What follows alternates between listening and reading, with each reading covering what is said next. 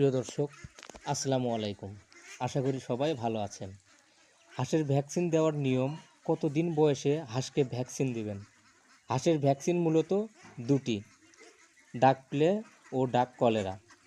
আপনাদেরকে আমি বিনীত অনুরোধ করব, অবহেলা করে আপনারা হাঁসের ভ্যাকসিনটি মিস করবেন না। ভ্যাকসিন মিস করলে যে কোনো সময় বিপদের সম্মুখীন হতে হবে আপনাকে। প্রথম ভ্যাকসিন ডাক প্লেগ, এটি মূলত 22 থেকে 25 দিনের মধ্যে দিতে হবে। এই ভ্যাকসিন আপনি আপনার নিকটতম পশু হাসপাতালে পাবেন।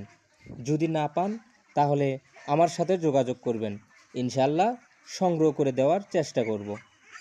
এই ভ্যাকসিন মূলত রানের মাংসে 1 সিসি করে দিবেন।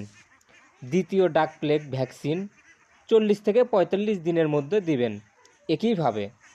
তারপর ডাক কলেরা ভ্যাকসিন প্রথম 60 থেকে 65 দিনের মধ্যে দেবেন। এটি মূলত 1 সিসি করে হাঁসের চামড়ার নিচে ব্যবহার করবেন। বুকের চামড়া অথবা পাখনার চামড়া যে কোনো এক জায়গায়। দ্বিতীয় ভ্যাকসিন 70 থেকে 75 দিনের মধ্যে একইভাবে ব্যবহার করবেন।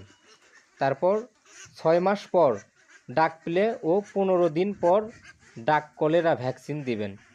যতদিন আপনি হাঁস পালন করবেন, তো হাঁস এই ভ্যাকসিন খুবই গুরুত্বপূর্ণ। এটা আপনাকে কোনোভাবে মিস করা যাবে না।